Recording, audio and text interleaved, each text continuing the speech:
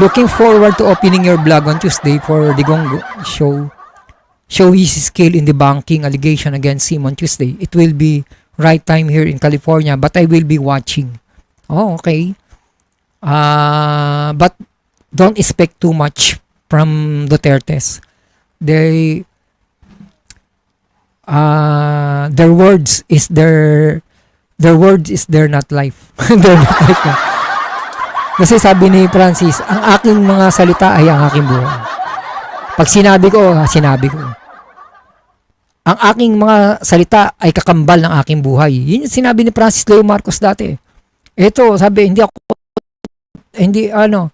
marami siyang sablay, no? Maria Pepalisok, parang hindi niya tinutupad yung mga, ewan ko, tignan natin, baka matindaman din. Pero ang talaga ako dyan, 50-50. Pero mas more lenient ako na hindi yan natin.